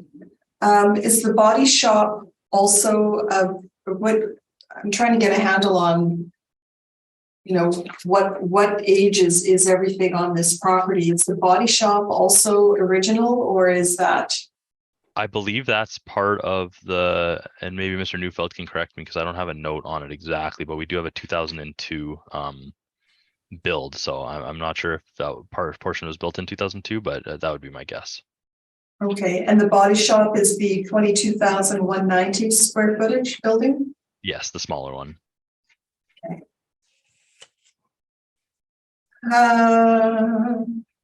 That, and you have no information on the mezzanine levels, correct? Yeah, just the square footages. I have nothing about being unusable or unleasable or anything like that on our end. All right. Well, I will assume that Mr. Neufeld will be speaking to that. That's all my questions. Thank you, Mr. Neufeld. And I can confirm that just quickly, 1998, there was no building on the sky map, and then in 2002, the service garage was there. So it makes sense that it was built right around that 2002 we have on the mailer there, or sorry, on my first page. All right, I thank you. Mr. Neufeld, if you'd like to proceed with your brief. Well, yes, and the question I had is, I mean, whether or not it's okay for me to just speak to some response verbally, or you want to see pictures and plans. I was just looking for them, and I don't. I guess I could enter them as rebuttal. Sorry, I'm just going to say I think you can speak to it effectively verbally, please. Oh, okay, good. That's what I was hoping. The dealership was built in 1967 and added onto over the years, and then the body shop was added later. So when you look at the picture of this, I think the assessor and I both are using the same aerial photograph on my page 1, if that works for you. Actually, no, the assessor's doesn't have a big red dot in the middle of his. So his picture is, oh, he does. Oh, we both have the big red dot. Okay. The body shop is in the bottom left corner, and it was built in 2 stages. The first one, I think the assessor had it right on the ages. It was originally about half the size, and then it was expanded, and you can see the seam that runs across it. It looks about almost 2/3 of the way to the north part of the property. That was an addition. There is a mezzanine in there. The mezzanine stores spare tires and parts. It is not rentable at all. It provides absolutely no benefit that racking couldn't do. That's why I was saying about the pictures. We've been through this before. I believe I've had an assessor go down with me to the site, and we did look at it. And that's one discrepancy in our area. Now the main building, so that was, I think, a 2002 start, and then an addition later. The main building, 1967, which comprised the showroom portion, and then on the picture, it's the part that's close to Regent. On the it's a T-shaped building, so it would say the right arm of the T. If that helps, and you can see there's 2 different levels there. The portion to the front is a bit higher, and that's where there are some mezzanine offices. The The clear height on it is 6 feet, 6.5 feet, I should say. The showroom underneath is a clear height of about 7.5 feet. Neither of those is appropriate. It was added on. We do not consider it rentable because of lack of height. It was done 50 years ago, and it no longer meets the standards for property today. But it is a legal non-conforming use. They can continue to use it, but it is not rentable. That's why we ignore it. You can't just add it on because it's there. It's if any real estate agent or appraiser were to add it on, they would be making a error in standard. The middle leg of the T, as we call it, has 1, 2, 3, 4, 5, 6 sections to it, and they've been added piecemeal. First in 67, and then it was expanded backwards. So what happens is that you have a service area with separate entrances and demising walls in between. This is not clear span. This is obsolete. You have 5 distinct work areas with 5 distinct entrances and a poor space design. The next section is the left-hand side of the T. Part of this was added on at a further date, and it was the service area. And then the last one was added on recently was the drive-through bay. So all of these sections combine for a mess of space.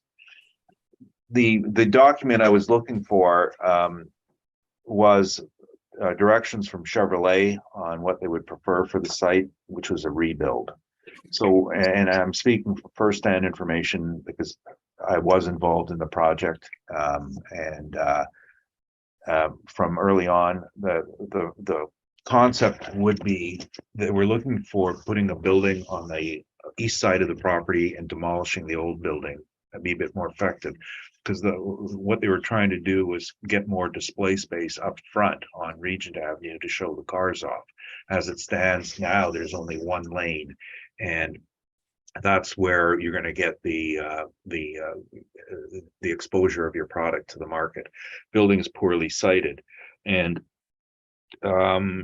they decided instead to just put the drive-through on it. That was a business decision, and the cost of demolition and rebuild is pretty high.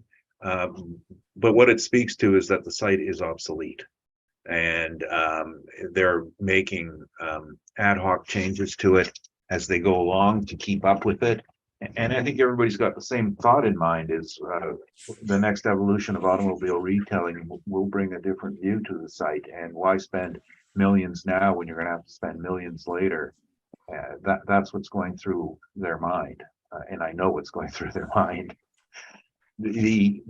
As a result, we looked at this. Well, I did not prepare these numbers, and I wouldn't stand by these because this is not a good site. This is a $7 to $8 rent overall. The body shop at the back, there's no question about it. Body shops are at $8. I'm just trying to see if we gave you any comps here on body shops. Yes, at the bottom of page 4, we have 4 body shops. $8, $6, $8, $7. Oh, another one, $8.15. Oh, a third one. Oh, sixth one, $8.42. That's where the body shop comes in at the $8. So that's fine. The rest of the building, personally, I would say it's worth no more than $8 because we're dealing with a mess of space, multiple sections, a showroom that fits very few cars with a very low ceiling. And I was last there May of 2022, and do a lot of ongoing work for them in other areas. Surprisingly, I'm kind of a specialist in automobile sites, and when I speak of the differences in value, we do work with both types of value, market value and use value, and they're not the same. Today we're talking about market value. So again, I personally would have relied on the Lagimodiere rents as being the best indication, but this is a better location than La Chaudière. So not $5, but $8. My bottom line on this is, so you can see the numbers that were put on it, and I'm not going to suggest a change to them. I'm just telling you, I think the rents are too high. The cap rate is too low because it doesn't have much of a life left to it. And it is impacted by a registration on the conservation list. That was because in 1967, the oil and gas storage vastly different than today. That does not go away. I can't recall what the hydrocarbon half-life is. I think it's fairly long. So it would require any, if they change the use, there would require inspections and cleanup. The poor garage configuration, the poor showroom configuration, the mezzanine space, which does not meet modern usages, and the quality of it, and condition. And now, one thing to consider on condition is that all automobile dealerships have to put in image packages. And these tend to cost between $1 and $2 million. So the manufacturer specifies and provides the materials. It will generally be the cladding, interior trim, and signage. So the cladding is new. That's the image package, but that's not what's underneath. Underneath is just a 1967 brick building with low ceilings. My personal opinion on this is we should be looking at land value less demolition, and there are 7.7 acres of land. And I have not provided you any sales, but I would, my opinion is that the 6.5 million represents a fair value for the land.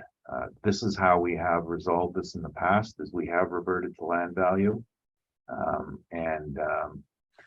That's why there was this nice round number from last year when we did look at land value. You see page 8 is the registration of on the conservation contaminated impacted list.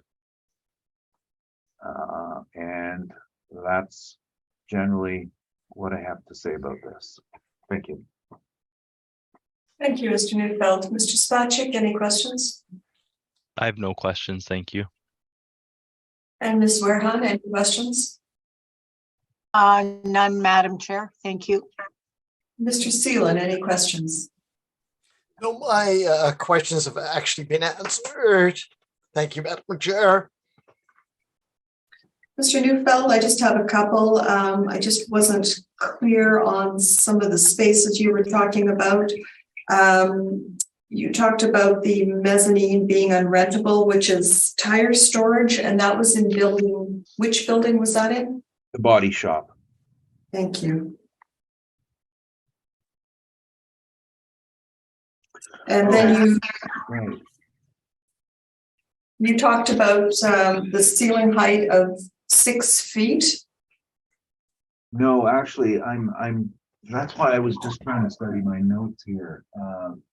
Yeah, we did include the mezzanine office. I'm now looking at,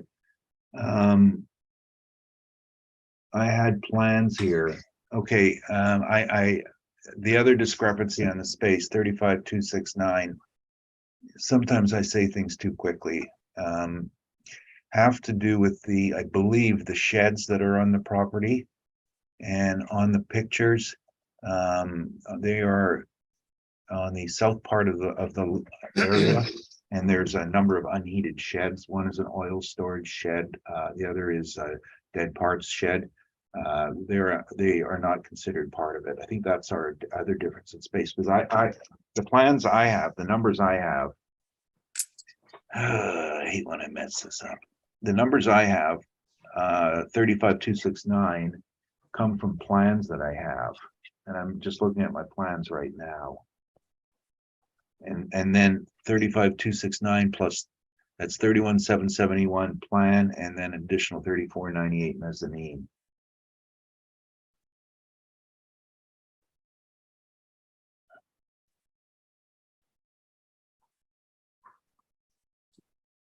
Can you just give me a second here? I don't like mistakes.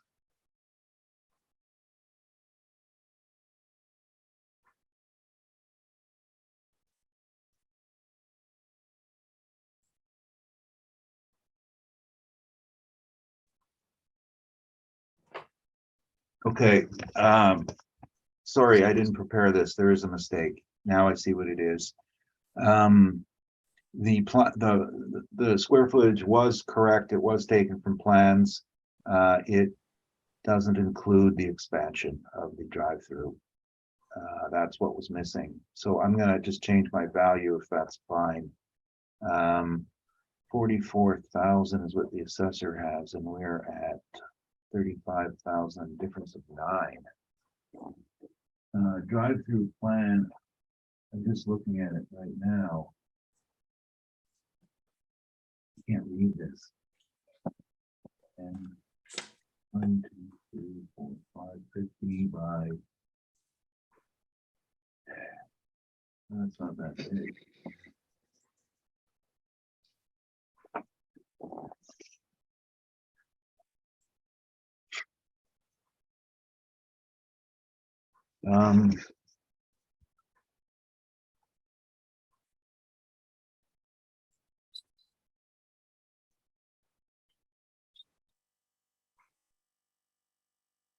Oh, okay, I see my mistake. 2020. Central 80 by 1, 2, 3, 4, 5, 60. I am looking at the drive-through plans. I'm wondering, Mr. Stachik, do you have the plan area for the drive-through addition? Not on me, no. Okay, just give me just 1 second. I'm gonna just see if building permits has that listed. We are missing it, is what I'm saying.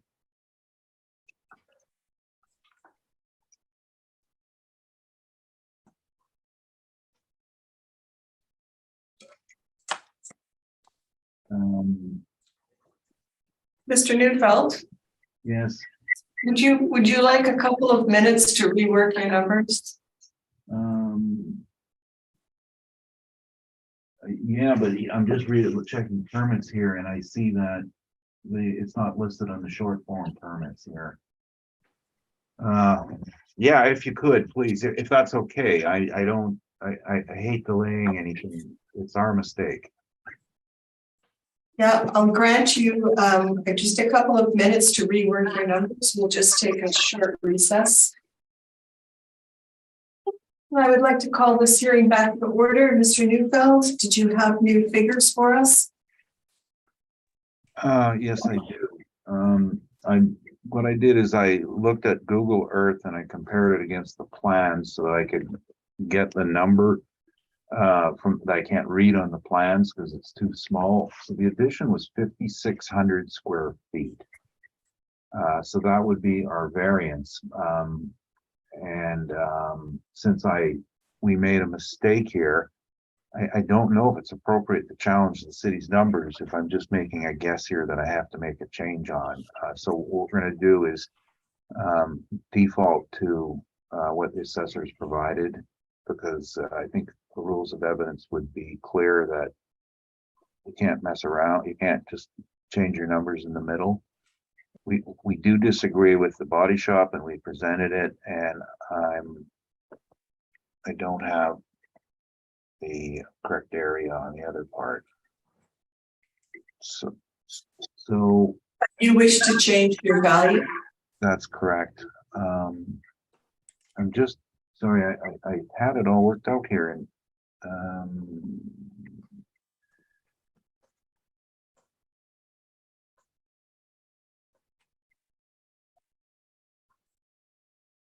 okay, I got it. So we're going to change our number of 35,269 to what the assessor has, 44,003 square feet. The same rental rate that extends to 528,036. This changes our potential income from 593,000 upwards to 698,756. Sorry, can you just repeat that? Yeah, certainly. Our potential income, 698,756. The NOI then changes to 595,738.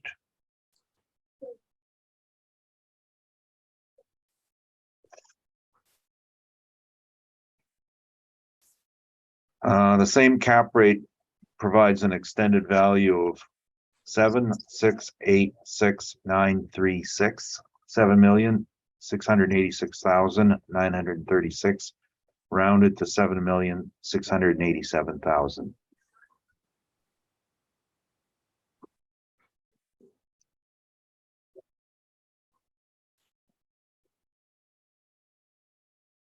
All right.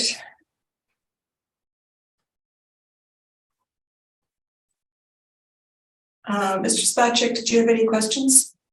I have no questions. Thank you. Ms. Wareham, did you have any questions on this? None at this time, thank you. Mr. Seelan, I believe you had a question. Yes, if we could just go back, you mentioned this location is on the contaminated site listing. Yes, that's correct. Okay, is there a current or is a future cost, I'll say, to remedy a situation at the site? Well, the costs are in 3 stages. One is you're going to have to do a phase 1 for the rest of your life anytime you do anything, and a phase 2. The second part is a phase 2, which is the inspections and drill holes. So that will be required along the way. Anytime anything is done, say you go for financing, you're going to have to do it. You try to sell it, you're going to have to do your phase 2 and your testing. And then if remediation is required, then you're going to have to fix it. At this point, there has been no phase. I have not seen a phase 2 that describes the remediation required, and there has been no money spent on it. I would say in this case, it just introduces a large element of risk to the site. Thank you. No, Oh, sorry. No, that was it. I was trying to answer as best I could. Thank you. That's all my questions, Madam Chair. I thank you. Mr. Neufeld, I just want to confirm your number. It's 6,687,000, correct? 7,687,000. 7 million. Uh, I thank you. Do either of you have a wish for a summation on this property? No, thank you, Madam Chair. I do. I'm going to apologize for the mistake we made here on the error. I'm glad you gave me an opportunity to correct it. I would point out that the value is eerily close to $1 million per acre, which was in my thinking all along that this was land value, and $1 million per acre very much holds up on Regent Street frontage. Thank you.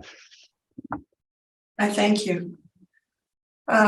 We will move on to number 5 on our docket, 1424 Regent West. Mr. Spacek, you have the floor. Thank you very much. We're looking at roll number 223910. We have roll number 0901042650. The address is 1424 Regent Avenue West. You'll see we have a 2022 value of $5,912,000. Our last 2 appeals today are a 2022 supplemental appeal on this property that is effective approximately May 1st after some renovations were completed on the property. And then the next one is the 2023. So just some minor changes to the income approach value in 2023, which I'll go over after. I'll just start with 2022 here. So we have a total value for the 2022 roll year, 5,912,000. You'll see we have a gross area of 32,759 after renovations and a leasable area of 32,759. We have the actual year built of this location at 1988, and then with some recent renovations, there's that 2022 actual years built, and we have a total effective years across the whole property of 2011. You'll see on page 2 that the photographs taken were during construction. So you'll see at the top of page 2, you can see where the additions have been added on the right side and the bottom of the building. And you can see that better at on the bottom of page 2 there, where some additions are being put on. And you can see page 3, some of the completed work. So the top one is you can see that is the Nissan Vicar dealership. And the middle picture is showing during construction. You can see where they're putting the foundation on the left-hand side of the picture. And then page 3 is a more completed picture after the renovations are completed. And then page 4 is along the right side of the property when looking at it.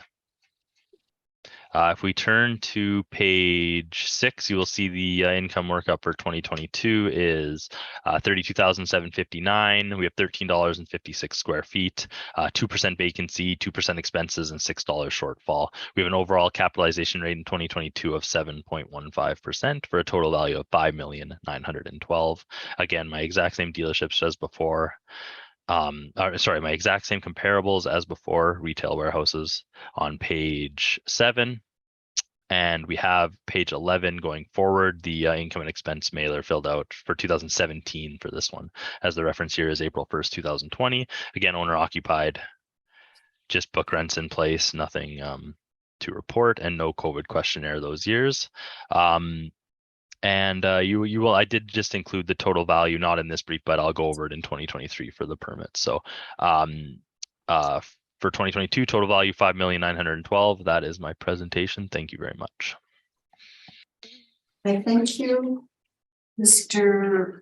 Neufeld, questions?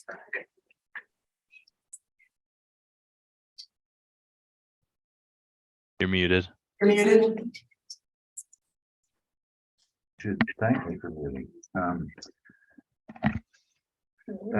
You have plan area of 27,676, and where is the rest is a mezzanine area then? I'm not sure if the plan area was updated. Yeah, It looks like it might not be updated properly because I believe it was just main floor additions, it's just from my understanding, they added 4,400 square feet to the east and 1,796 square foot to the south. right. So complete operations to existing the 21,000. So that'd be approximately 26, 27. What are we at? 27. Yeah, I'm not sure, to be honest, exactly how that square footage is broken down within. Okay.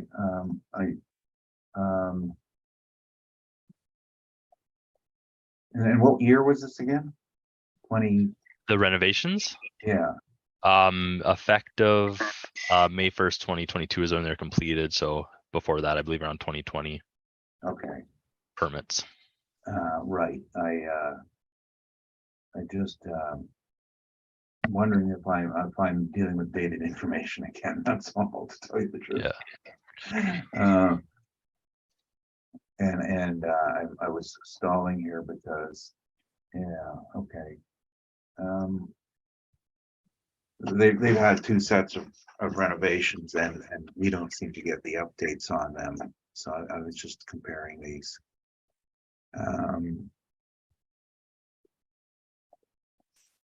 Okay. And when this was redone, then this is all model generated then? Yes. Okay. And you use then a new year, you changed the effective date to 2011, or someone changed it to 2011. Yeah, I believe it was changed from 2000 approximately to 2011 after renovations. Okay. Did anyone go out and inspect this after the renovations from the assessment department? I don't think so. I believe one of this would have been done during COVID. I don't think we were doing any in person at this for 2022, like when this was completed. Okay. All right. So yeah. Okay. And I'm just treading water here. Okay. Just give me a second here.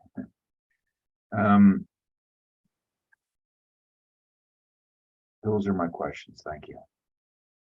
Thank you. Ms. Wareham, did you have any questions for the assessor? None, thank you. Mr. Seelan? No questions at this time, Madam Chair. I also have no questions. Mr. Newfeld, if you'd like to give us your brief.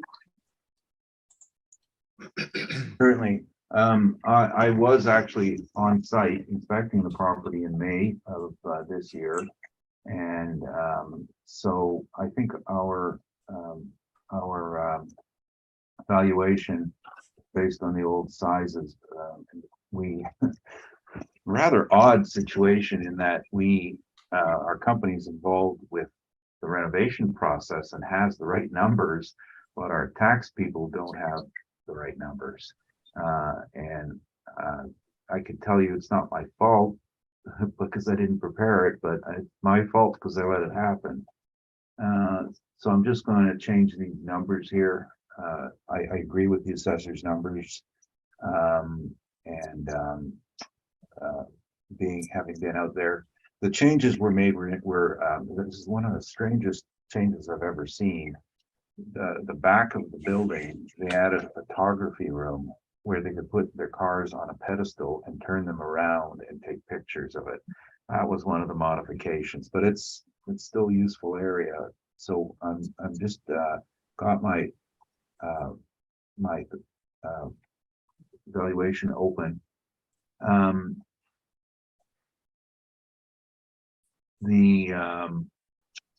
So sorry, it's an Excel spreadsheet. I'm just going to pop it open here. And the assessor had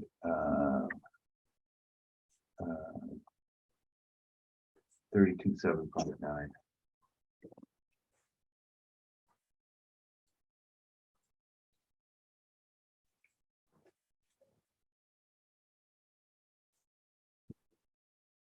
Okay, I've made my changes here. We're changing our number to 32,759, and all of it is at the $11 rate for the 2022 value.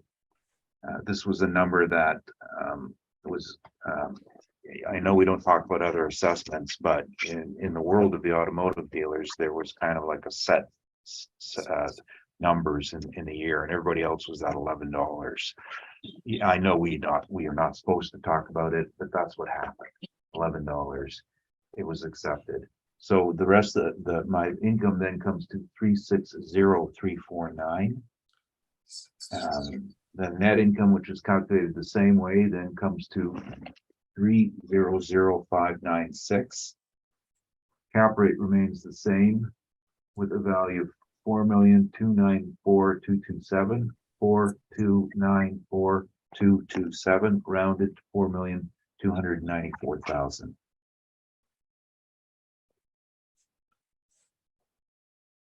And as to the other factors that went into this, the new build on one hand says, oh, we've got some new space. On the other hand, it tells you that our space was obsolete to begin with. What is of interest is that the 32,000 square feet, I was telling you earlier about how we have expanding requirement sizes. So Nissan's new model is a 30,000 foot plus model, similar to Toyota and more than the other Japanese makes, because Nissan is in the top tier of the market for imports. So they have a 30,000 square foot minimum these days.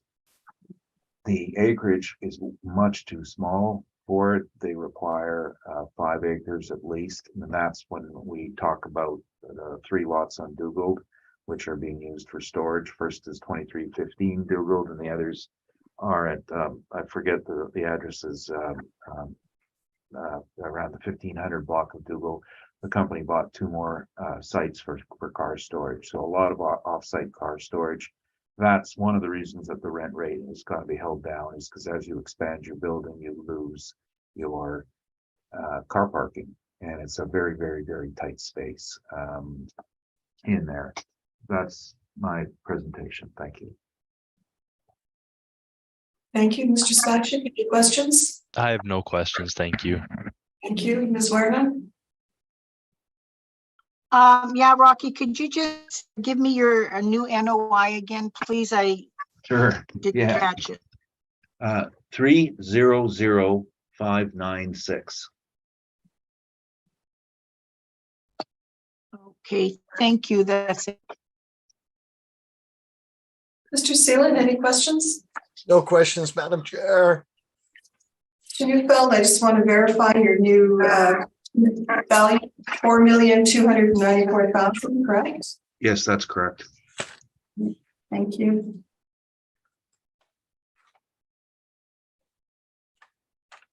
Do either of you have a wish for submission on this property? I do not. Thank you. No, thank you. All right, we will proceed to the last item on our docket, 1424 Regent Avenue, 2023 value.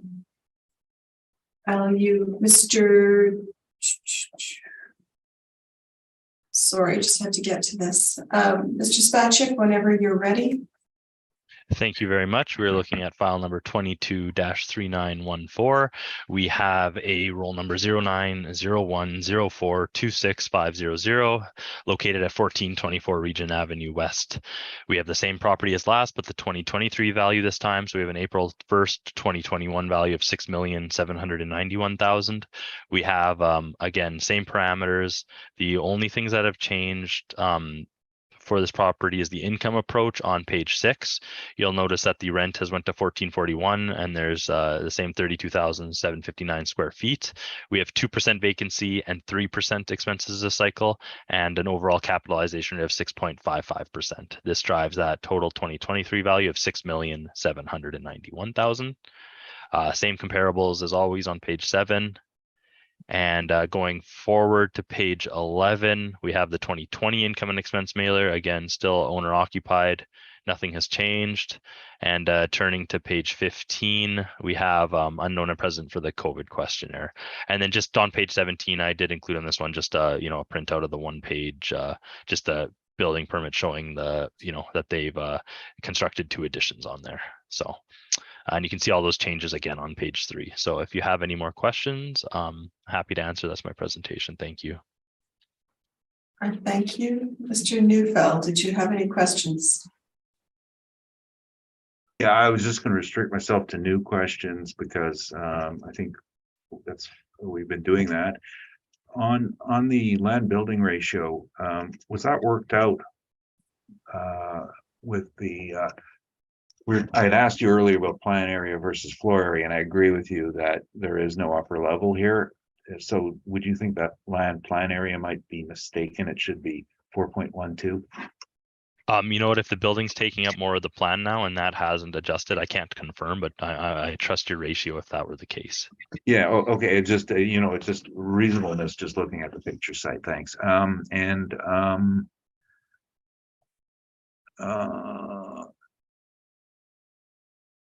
Sorry, just give me 1 sec. No other questions then. Thanks. Thank you. Ms. Wareham, did you have any questions?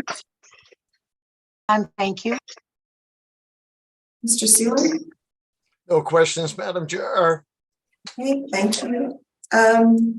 Spacek, I think you had said you were going to maybe give us a little more detail on these renovations that took place. If you want, yeah. So on the page 17, I did, I'll say just the description, Vicar Nissan to construct a 4,400 square foot addition on the east side, which you can see on the pictures on page 2. And then they've also added 1,796 square foot addition to the south side, and then complete alterations to the existing auto dealership with accessory service repair use. So really what they've done is they've extended the portion of the building you can see on page 2, especially with that the foundation there. You can see the outline of the additions, and then they've also, you can see on the picture, the top of page 3, just the interior, like the exterior alterations to make it all one nice newer looking building, and then in some sort of interior alterations as well. It's all included in the renovations that were completed.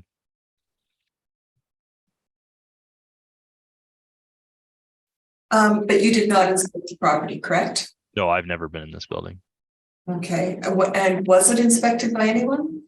No, when these inspections were done, or when this was put on, I believe no in-person ones were done, so it would have been done either by photos, phone, pictures, email, etc. Right, during COVID, correct? You Yeah, had said yeah. that. But do you have information to speak to that? No, just what I said from the permit there and the pictures I'm showing. And Okay. that those additions were added on, and an effective year was changed from 2000 to 2011. Okay. Sorry, in the 4,400 square foot addition, what is going on in that addition now? Do you know? Well, so the 4,400 square foot is the addition on the east side. So again, it looks like addition of the showroom. At the, if you look at the top of page 3, and then at the back of the building, I am not sure what they do in that back portion of the building and what was expanded there, but possibly service garage or office space, not sure. All right. Okay, I thank you. That's all my questions. Mr. Neufeld, if you would like to give us your brief. And I'm going to assume you're also changing your quantum on this brief. Yes, I am. And I'm just having a minor 30-second consultation. I'm just going to mute for a second. I don't want to drag this on. I just want to make sure I'm right here. Just one second.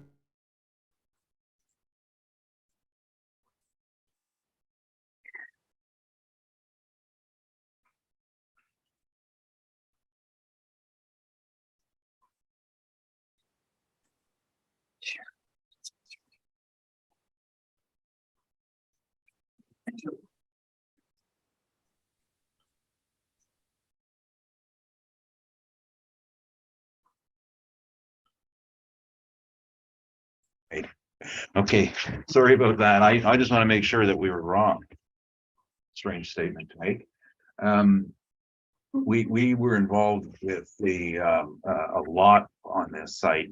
Where there was a state we were dealing with. We were dealing with the construction, and now we have the tax assessment. And all three were different people. And during COVID, we just never see each other. And as it so happened, the person who prepped this just walked in, and I double checked with him, and no, we didn't catch the updates. So I changed the number. 32,759 square feet. We're using $12 overall. The rent then works out to 393,108, 393,108. No changes to the calculations below. The NOI then becomes 329,340, 329,340. Haven't changed the cap rate. The value 4,705,000. Nothing new to add, other than, again, it's you add to a building, you lose space. Space is at a premium. They should be on 5 acres. They're using lots elsewhere. One thought we had was going with the assessor's value and subtracting those lots elsewhere, considering they're not adjacent, probably not the right way of doing it. So I think that what we're doing here is as fair as possible. 4,705,000. Oh yeah, I did have to add one thing new. You can see those pictures. The assessor's picture. Oh, and my picture too. That's my truck in the service bay. I inspected it. I got proof. Thank you. Thank you. Mr. Spacek, any questions? I have no questions. Thank you. Thank you. Ms. Werman, any questions? None, Madam Chair. Thank you. Thank you. Mr. Seal? No questions, Madam Chair. Just one question, Mr. Neufeld, since you inspected the property, can you speak to these renovations, this additional square footage and the quality? Sure. Well, that's what I was just double checking. So there actually been 3 sets of expansions over the last decade, and they involved. So I just want to make sure I get them right here in terms of their timing. The latest one was geared towards the showroom and parts area. The service had been expanded in an earlier expansion, and sorry, I just wanted to see these pictures. I don't like to get this wrong. They had, oh, okay, so they had this dealer prep area on the east side where they brought your vehicles in and pre-delivery, and you went through them, and that was demolished in the interior and expanded showroom area.